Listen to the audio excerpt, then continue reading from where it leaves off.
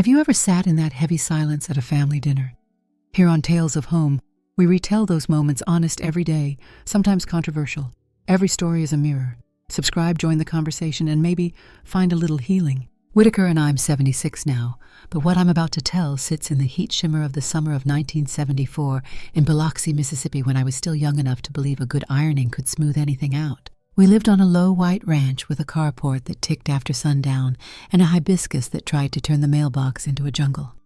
The screen door never shut right. It banged if you didn't mind it, a sharp clap that traveled the whole house. On Saturday mornings, the radio in the kitchen coughed up Hank Williams and local weather. On Sundays, the church bells from St. Paul's wandered over the live oaks and told us where we were supposed to be. Cal, my husband. Calhoun Whitaker wore his jackets even when the humidity made a liar of the thermometer. He was a lawyer, other men introduced with their chins up, Cal Whitaker, counselor. He belonged to committees, chaired luncheons, dotted his I's like someone grading himself. In the front pew, he sang low. On the courthouse steps, he shook hands and said, "Yes, sir," and "My pleasure," and people liked the sound of it. Our two kids were halved from different cloth. Owen at 10 was a sky watcher with a dog-eared star chart pinned over his bed, a pencil tucked behind his ear, as if a meteor might need it. June at 8 decorated the margins of everything with flowers and women in improbable hats. Life in that house moved on a narrow track, iron Mondays, grocery Tuesdays, fish on Fridays, because the market near the pier had a habit of closing early if the hangars ran thin. The Sunday that bends, everything started like any other supper prep after church, a jug of sweet tea, sweating on a cloth my mother hemmed when she still believed in hymns. Cal said he had a brief or two to glance at, and tapped the stack of folders on his way out, the way some men pat a dog. He kissed June on the top of her head, without scuffing the ribbon, told Owen to keep the telescope capped in daylight, and left me with a pan of pecans to toast and a wavering pressure tightening behind my eyes. Sinuses, that old enemy the coast, never cured.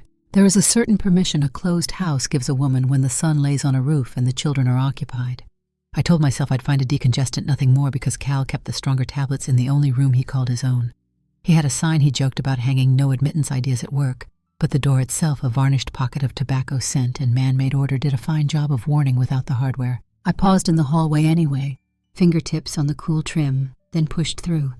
His study had that measured stillness of a place that's been arranged, pens aligned, casebooks squared a glass paperweight, holding down nothing but its own good looks. The ceiling fan burned a slow circle. Somewhere outside, a truck downshifted on Pass Road and made a sound like a throat clearing. I moved toward the second file cabinet where he kept the odds and ends bank envelopes, a catalog or two, an old roll of film he'd never sent off. The sinus tablets I knew from past appeals were in the top drawer of the oak desk on the left. I opened it and found the bottle, rattled it once to test the world, and then, because human hands are not made of the same restraint as voices, weighed the heavy thing on the corner of his desk, the blue-spined Rand McNally World Atlas, 1968 edition, the one he used when he played Guess the Capital with Owen. I wish I could say I was graceful. I was not.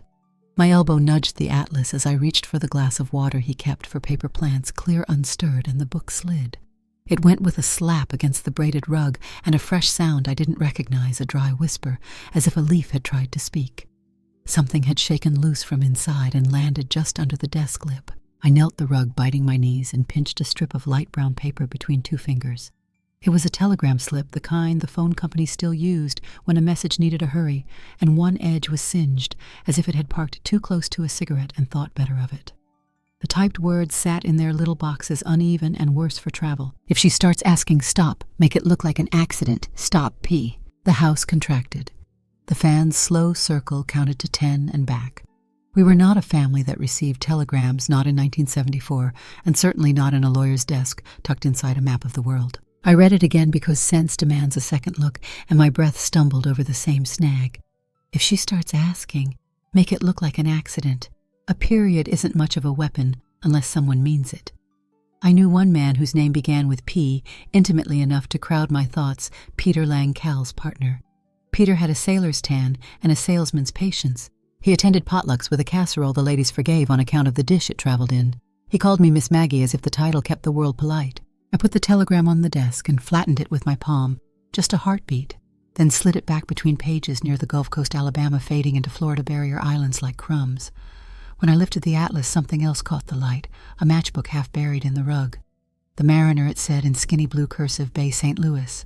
On the inside flap, in a hand that looked like Cal's, leaned over printing a single word, Thursdays. I pressed the matches closed and felt the little spine of them knock against my thumb. There is an economy to fear. It shrinks a person to her edges. I returned what wasn't mine to where it pretended to belong. The matchbook into the little ceramic bowl with paper clips and a knotted ribbon. The telegram between atlas pages 13 and 14, and arranged the desk as if the room had never noticed me. Then I took 2 white tablets with their chalky relief set the glass back exactly where a faint ring had taught it to live, and closed the drawer with a sound nearly too soft to hear. The kitchen had cooled a degree by the time I came back. June had cut her paper doll a new dress and was smoothing tape with the seriousness of a surgeon. Owen had collected the unused ice from his water glass and engineered a small Mississippi River in the shallow green sink. I salted the pecans, turned the stove off with my knuckle, and felt the ache in my head bow out to a wider ache that had no pharmacy answer. When Cal returned later, the late light put a brace of gold on the backs of his hands as he untied his tie. He smelled like his cologne, the good kind he saved for court days, and the courthouse itself, paper dust, dry air. He said the traffic on Howard Ave had been a circus that the county clerk couldn't find her way out of a copy room that committees had added 2 more meetings to his week. I laughed in the right places, set the roast on the table, complained about the price of peaches. He reached for the salt with 2 fingers, as if it might disagree with him, and asked Owen about the Perseids. He was a man performing the role of a man, and I was the woman who knew her lines. After supper, I washed the dishes and left them inverted on the towel to dry. I wiped the table until the oil in the wood woke up and shone, turned off the radio, and checked the back door twice out of habit. In the hallway, I paused at the desk calendar tacked to the corkboard and drew a light circle around an ordinary word I'd scribbled earlier from the market ad peaches. August fruit now serving as a second language only I understood.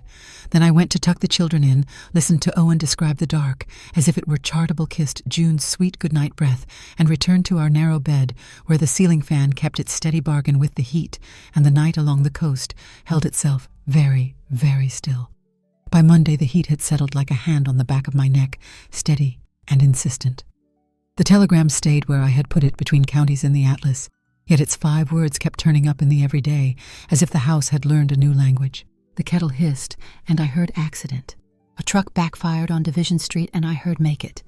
The mind does things you don't ask it to when it wants a fact to find its feet. Cal left for court in a navy suit that had seen too many summers, the elbows polished smooth by habit. "Back late," he said, tying his tie with that small frown he wore when he needed an extra loop of attention. I nodded and sent him out the door with a biscuit wrapped in wax paper, because that's how the morning moves in a place like this, one kindness at a time, no matter the weather. I washed the breakfast dishes and let the radio tell me about soybean futures and a singer who'd died in a town I'd never see. The kitchen smelled like lemon oil and soap and faintly matches. The day wasn't long, so much as elastic. I hemmed a skirt for Mrs. Givens and pressed the pleats into obedience. The children came back from vacation Bible school with macaroni art and enough red punch in them to power a marching band. When they sat to practice kite tails and Wayfaring Stranger again, I stood in the doorway of the study and looked at the door as if it might blink. I had put everything back as it was. That is a kind of skill, too. By Thursday, I had willed my body into a calm that didn't belong to it. The matchbook had Thurs, written inside with the finality of a stamp. I told the children I'd pick them up from choir practice a little late and made sure Mrs. Nolan across the way knew they might knock if the world tilted. I put on a dress that didn't call attention to itself, pinned my hair up the way my mother taught me, and borrowed the neighbor's Pontiac under pretense of needing a heavier engine to haul fabric. The keys were warm in my palm. Bay St. Louis isn't far, but the bridge makes it feel like crossing to a cousin's house, the water coming up blue-green and then brown, where it meets the marsh pelicans riding the air as if it owed them favors. The mariner sat low near the pier with a faded sign that had weathered more storms than a steeple. A neon marlin flickered in the front window, half-lit, as if it too were thinking things through. I parked where the gulls wouldn't take it personally and walked in behind a man with a cap that said Teamsters in a font that had shouted once. Inside was darker than a church on a weekday. Fry oil and beer and a line of songs from a jukebox that wanted to be hopeful about the chorus. A waitress in a cat-eye flick I envied asked what I'd have. 2 po' boys to go. I said oyster if they're fresh. She smiled like a woman who knows freshness is a negotiation and went to see what could be done. Bars have mirrors because people like to believe their faces are part of the scenery. Across that long silver rectangle of reflection I caught Cal in profile at a back table, the slant of his jaw I had watched shave in our bathroom every morning, the small habit of tapping his thumbnail against his glass to mark time. He wasn't alone. The woman with him wore a navy dress nobody in Biloxi could afford, without saving and hairpinned in a schoolteacher's patience. She had a laugh she kept small so it would fit into a public place. When she reached for her water, her hand went to her belly first, the way a woman's hand does when the body beneath has started keeping 2 calendars. I didn't look at them directly. There's a kind of seeing that draws attention like a match draws air. I watched them in the mirror, which allowed the truth to come in at an angle. He leaned toward her with a kind of softness I recognized and wished I didn't. She spoke and lifted her chin the way you do when you're explaining you aren't a fool. He reached into his jacket, slid a jewelry box toward her with a small, rehearsed flourish, and for one clean second the room went quiet in my head. She opened it. Even in the bar's hush, the pearls took the dim light and turned it into moon. The waitress pressed a white sack into my hands. Oysters were feeling cooperative, she said. I left money on the counter a little too much and walked out without seeing whether the neon marlin had made up its mind. Outside, the air stepped into my lungs with the confidence of a houseguest. I stood long enough for my hands to steady, then drove back with the radio low and the bay moving alongside like a thought. At home, I put the sandwiches on plates and told the children we were trying something exotic. They giggled at the word and made faces at the texture and ate anyway because I asked them to.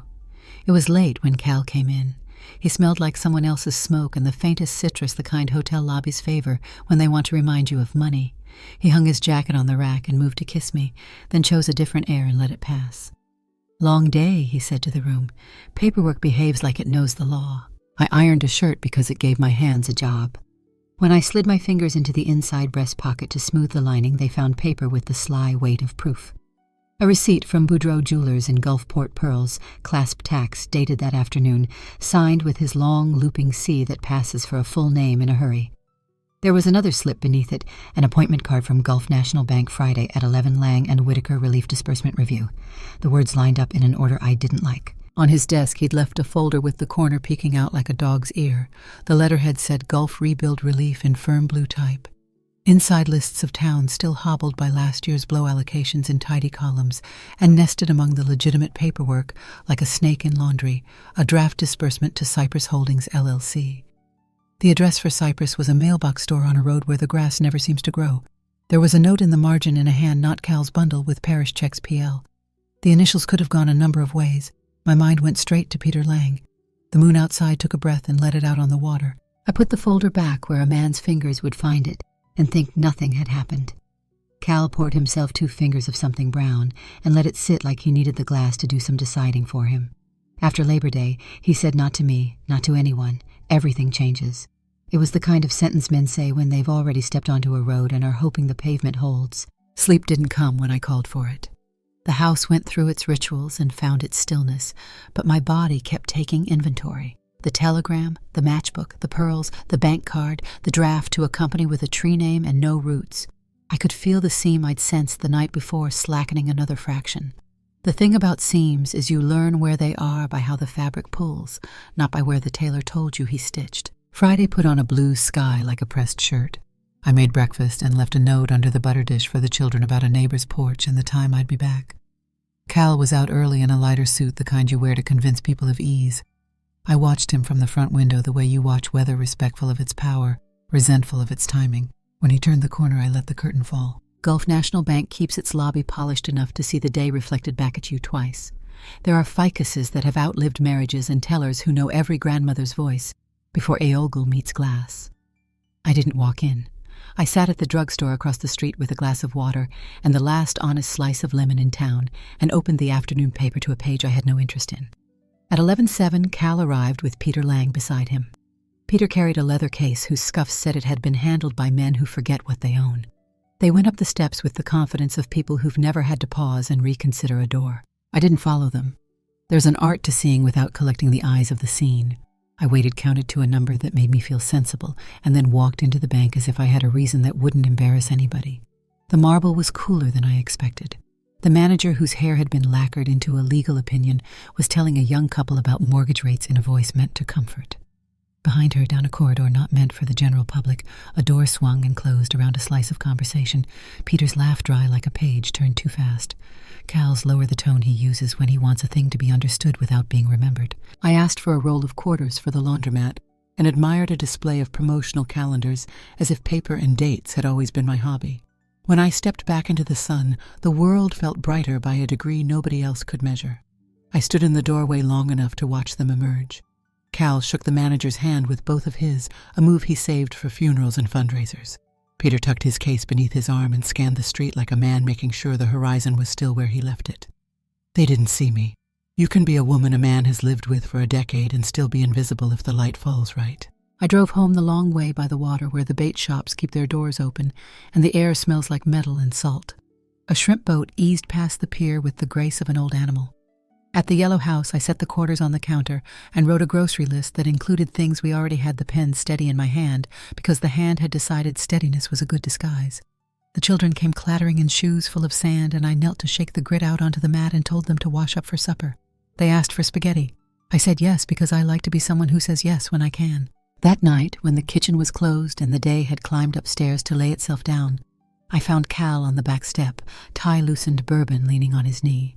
The porch light had pulled in June bugs, who didn't mind their odds. He looked tired in a way that wasn't about work. You ever think he said, still looking out into the dark, as if it were a thing you could hear better than see how a man can live in the same house and not notice the paint peeling? I said nothing. There are answers that don't help. He turned the glass in his hand and nodded to himself like a man keeping time with a tune he wasn't ready to hum. After Labor Day, he said again, quieter, like the sentence had discovered its own echo. He didn't move. Neither did I. Later in the bedroom, he folded his blazer over the chair and set his shoes side by side, methods intact, habits in their places. I waited until his breathing had found its familiar measure, then stood in the doorway of the study and let the room look at me. The atlas on the shelf sat as if it had never fallen. The telegram kept its counsel. Somewhere far off, a train found the line out of town and trusted the tracks to hold.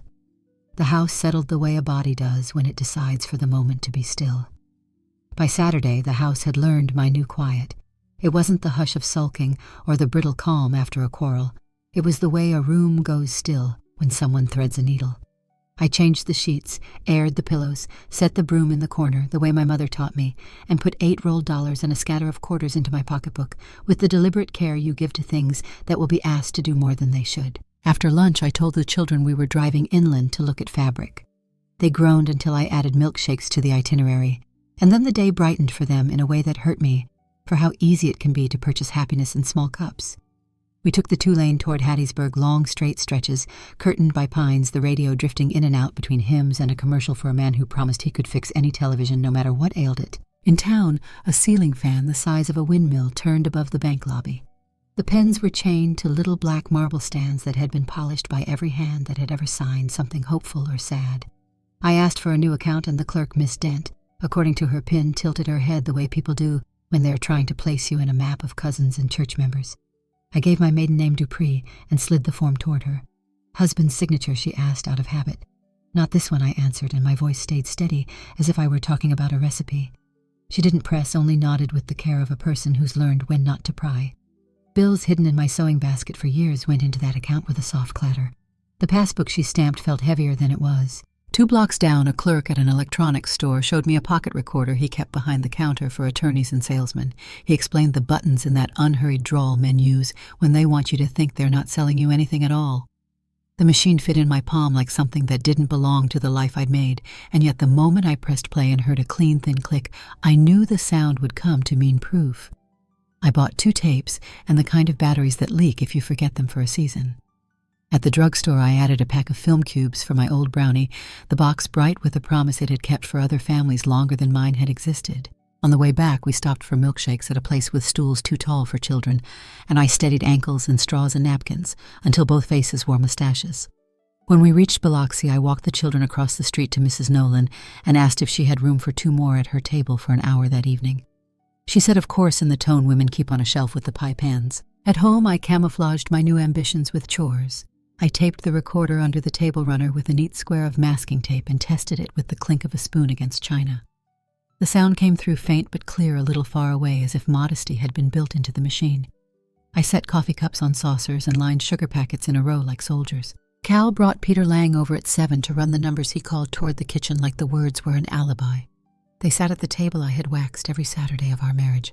I poured coffee and remembered to forget how they took it. When men owe the world an explanation, they favor the talk that sounds most like certainty. I left them the way women leave rooms quiet enough to still be present far enough to be ignored. The first 10 minutes were boring on purpose. Interest rates, parish paperwork, a story about someone's golf slice. Then the ledger page between them changed hands, and Peter's patience ran ahead of his charm. "Bundle the parish checks," he said, tapping the paper with a long finger. "1 courier, 2 stops, no drama. Cyprus can absorb on Monday if the back room keeps pace." Cal lowered his voice. "The board wants a photo for the paper," he said, and his thumbnail made that small metronome click against the cup. "They're sending a man from Jackson." Peter snorted. "Let them frame a ribbon cutting and call it good. The rest isn't news." "Boudreaux will need the cashier's cut before noon," Cal added, "or the window won't be worth the walk." He didn't say pearls. He didn't have to. There was a sound tape can't catch the way a man's throat tightens around a word he isn't speaking. "Your wife," Peter said, and his tone tried to be offhand. "She's a sweet woman. Sweet women notice things. She keeps a good house." A pause. "She minds her lane." My hands were steady around the dish towel because they had decided that was a skill now.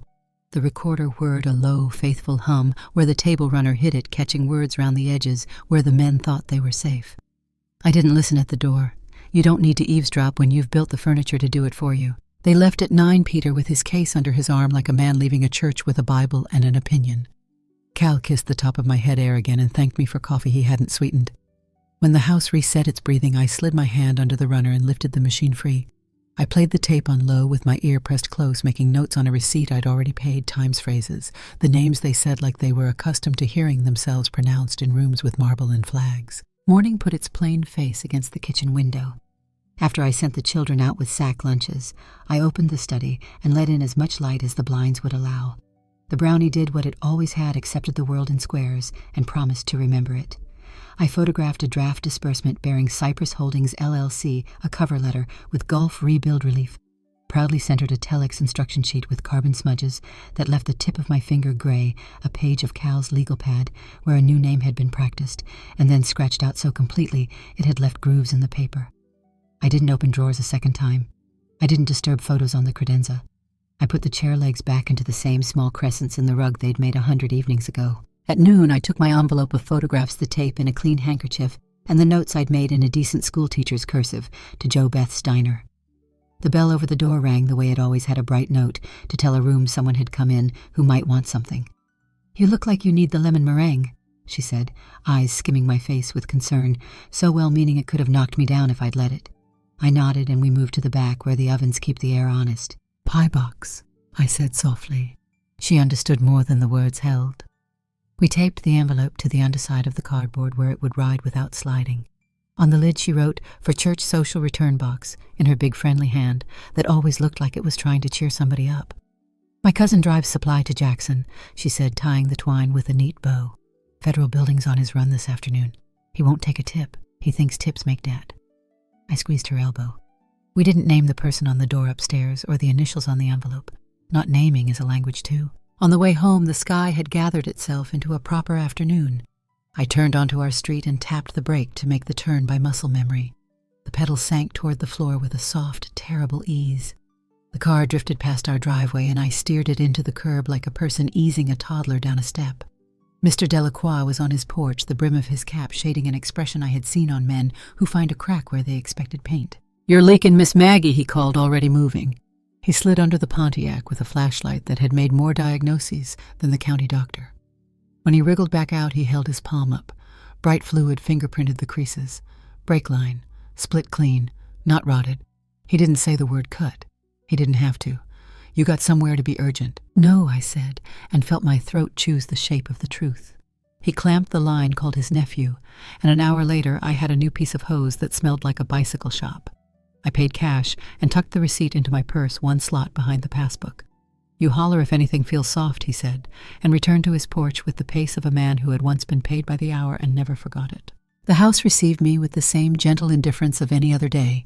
I washed my hands, wiped a good towel with a lemon rind, and moved the tape and photographs to the deepest part of my quilting box, beneath the muslin and fat quarters, where I kept patterns I'd cut out of brown paper sacks. The brownie went back to its shelf, the flash cubes following obedient as dice. I lifted the table runner, removed the recorder, and wrapped it in an old baby blanket I could identify by feel even in the dark. At 5, the phone rang. No one calls at 5 without a reason. There are unwritten rules about supper and daylight that people in towns like ours still honor. I lifted the receiver and the line gave me a breath before it gave me a voice. Message from Mrs. Whitaker. A man said, clipped and polite. Package received. The click came quick. The dial tone returned calm as bathwater. I set the handset back into its cradle and put my fingertips against the cool enamel as if it were possible to read the shape of a day in porcelain. The children came in with sand and stories, and I let both scatter where they wanted for a few minutes. We ate on the porch because the bugs weren't yet committed.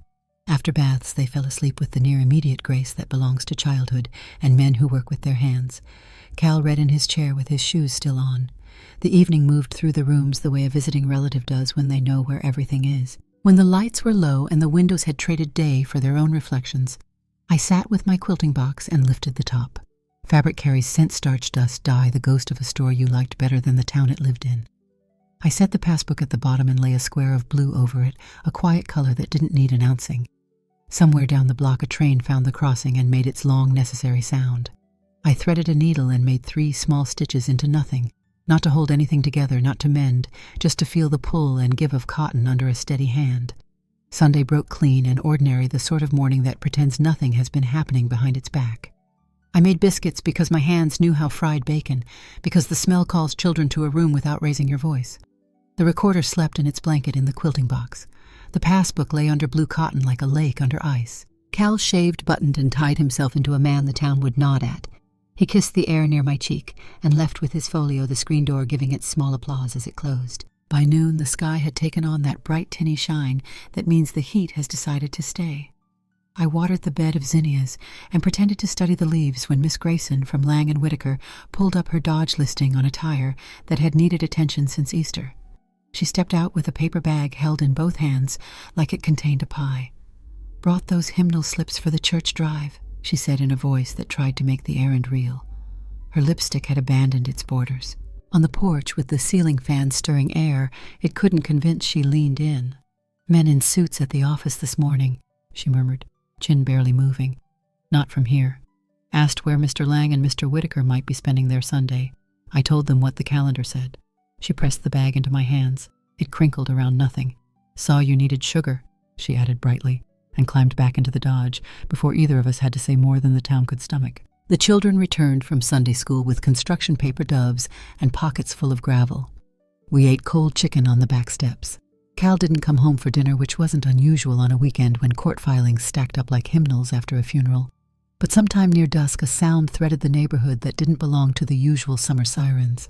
Not the high hurt cry of an ambulance, slower, steadier, like authority arriving at a speed it had chosen for itself. People don't go toward trouble in Biloxi so much as ease themselves in its general direction under the pretense of being already where they were headed. I told the children to sit with Mrs. Nolan and left a casserole in her oven as collateral. The road to the harbor did what roads do when the town is watching. It carried more feet than usual, and those feet pretended they belonged there. Down by the wharf, gulls had given up their arguments to listen. Federal men in summer suits don't look like movies. They look like people carrying briefcases who happen to have badges if the moment requires. They had gathered at the low pier where charter captains smoke and talk about weather they claim to understand better than the weatherman. A deputy from the sheriff's office stood at a slant that meant he'd been told to be useful and quiet at the same time. I stayed a step back with the rest, a semicircle of fishermen wives, teenagers with ambitions toward a story. Cal and Peter came down the dock side by side, not in handcuffs, not yet. A man with a polite haircut approached them with a folder under his arm. He spoke 3 sentences none of us were meant to hear. Peter smiled the way you do when a check clears. Cal's thumbnail clicked the rim of his glass, except he wasn't holding one. His hand had made the motion without the world to go with it. Then the polite haircut reached into his coat and showed them a badge that caught what little light the dock could spare. The moment held. You could feel people deciding not to shift their feet. Peter glanced past the man to the parking lot, as if a car might be good news. Cal said something that didn't change anything. Another man, shorter, broader, stepped to Cal's left and took his elbow with the kind of courtesy that can't be argued with. There are ways to place a hand on an arm that tell a story without raising your voice. The badgemen steered them toward the sedan with its engine running. The door opened with a hiss, like a pot that's learned to simmer. They went in. The soundtrack to a town being corrected is quieter than you think. Pen on paper, the click of a trunk releasing the quick swallow of someone who just understood a thing they'll tell wrong on purpose later. A woman near me said, "Bless his heart," in a tone that didn't mean blessing. A boy with a switchblade comb clicked it open and closed like punctuation. The car pulled away. The gulls resumed their argument. At home, I thanked Mrs. Nolan served the children grilled cheese because the evening required simple outcomes and put them to bed with an extra story for each. Cal didn't come through the door. The house adjusted the way houses do. By morning, the paper had found its voice. Relief Fund irregularities. 2 detained. A smaller line beneath explained the nature of irregular in the language of bankers. The photograph was of a doorway at Gulf National Bank, as if architecture had been the real star all along. After breakfast, the phone rang. The voice on the other end introduced itself with careful vowels. U.S. Marshal's office, he said. Ma'am, we'll need Mrs. Whitaker to come up to Jackson for a statement. He said, ma'am, the way you say please when you're not making a request. I left the children with Jo Beth, who put them to work bottling soda pop, as if honest labor could hold the air still. The bus to Jackson rattled and sighed and stopped in towns that believe in themselves more firmly than anyone else does. At the Federal Building, the halls smelled like floor wax and the kind of coffee that sympathizes but can't help. In a room with a window that considered letting in light, an investigator who introduced himself as Frank Mercer shook my hand with a kind of kindness that doesn't give anything away. A young lawyer sat beside him, pen ready, as if pens could keep a day from getting worse. They asked questions in a sequence that made sense to people who live by sequences. I answered the ones that belonged to me. Dates, names on letterhead, what I had seen, what I had heard, what paper in our house carried what signatures. I told them about a draft to Cypress Holdings and a note initialed PL. I did not tell them about a recorder under a table runner or a pie box with twine. I did not say Jo Beth or cousin. Frank's eyes were the steady kind attentive without leaning in. When the lawyer stepped out for copies, Frank slid a card across the table and paused his hand on it. You did fine, he said, not in a way that asked for agreement. I caught the late bus back, the kind that collects people whose days have already declared themselves. The children were sticky with soda and pride.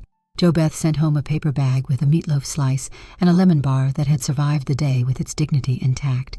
On the porch, a letter leaned against the post-cream envelope, the courthouse kind. Notice of default. It began inside calm as bad weather. The bank would require this and that. The house would become theirs before the month became itself. I put the letter beside the salt and ate the meatloaf cold, because some meals asked to be finished without ceremony. The weeks that followed were packed tight like the drawer where I used to keep linens I didn't have occasion to use. The church said my name in prayers that felt more like punctuation. The grocery felt different, some eyes soft with the kind of care that makes you want to cry in a cereal aisle, some eyes hard with sport. A woman from PTA asked if I might bring deviled eggs to the next meeting, and then realizing the mismatch patted my forearm as if it were a bird that might fly if startled. There's dignity in errands. I ran them like someone who still had a list worth completing. Moving day came mild and unassuming. A man with a clipboard pointed at boxes, as if names could settle heavier on cardboard than on hearts. I sold what would sell, and folded the rest into suitcases that had been proud to carry honeymoon clothes once. Jo Beth hugged me tight enough to make both of us remember the bodies we'd had before the world added its revisions. There's a small room over my place in Santa Fe, she said, eyes making the decision plain. Ceiling fan that squeaks, and a window that likes sunset. You'll like the light? I nodded, not because agreeing made anything easier, but because it set the next hour in motion. We took the bus west. The land changed the way a face does when it decides to stop smiling politely. Pine gave way to open, and open gave way to the kind of distance that tells the truth without raising its voice. The children slept with their mouths open, arms thrown over their heads like victors. I watched New Mexico lift itself into view, a red that didn't apologize for being red. Jo Beth's Diner on Canyon Road had a bell with a different pitch and a coffee smell that forgave all manners. The room upstairs was exactly as advertised, square, clean a bed, with a quilt that had known other names before ours. In the mornings I learned the way a mixer sounds when it's nearing peak, and by lunch the counter would bloom with pies that meant something in this town apple with green chili, if you believed the regulars. In the afternoons, I set up a makeshift table by the window and took in hems, fixed zippers, and little by little laid out patterns on muslin that wanted to be more. The desert makes a person precise. Days turn corners you can see coming. One afternoon, while the oven breathed slow and the front bell kept a modest count, a knock sounded at the top of the stairs. The woman in the doorway wore a dress that had been expensive in another life, and shoes that had walked farther than they were made for. She held a baby in a sling, its head tucked tight in sleep. Her face was familiar in a way that made my throat go dry. The recognition belonged to a mirror I had not looked into. I'm Lila Monroe, she said, voice careful around the edges. You don't know me, but we... She stopped, corrected herself. I'm looking for work. I can keep books. I can mind a register. I can be quiet. The baby made a sound that belonged to all babies. She looked at me as if I were a test she deserved to fail. I poured water, set it on the table, and listened to the room decide with me. The ledger for the diner had been asking for a steadier hand. The sewing orders had begun to stack beneath the pincushion. I cleared a corner of the table with a cloth, as if a space once made might make the choosing easier. There's bookkeeping, I said, and filing. I said nothing about Biloxi or a bar called the Mariner or Pearls. She said nothing about any of it either. The baby slept on, forgiving. In the weeks that followed, the stairs learned 2 sets of footsteps. Lila's handwriting was tidy in a way that made numbers behave. The quilts began to turn themselves into something we could name. Word found its way to women who wanted dresses that looked like the high desert at dusk. We began to call the work Gulf Threadworks on a scrap of paper taped above the table because names help things stand up. When mail came with unfamiliar envelopes, I stacked it on the mantel until I could make time for each. One afternoon, a letter arrived in a hand I recognized without wanting to blue ink, long loops the kind that looks practiced because it is. The postmark said, Parish Prison. I turned the envelope over once without opening it, then set it in the tin where I keep buttons I could live without but don't want to discard. The lid shut with a small decisive note, and the room returned to its pattern, the mixer's hum, a pencil, adding a column, the light moving across the floor as if it knew where to go. Thank you so much for listening to today's story. If this story resonated with you or made you reflect, I'd love to hear your thoughts, so feel free to share them in the comments below. And don't forget to like, subscribe, and hit the notification bell so you won't miss the next story. I'll see you next time as we continue exploring more journeys and lessons together.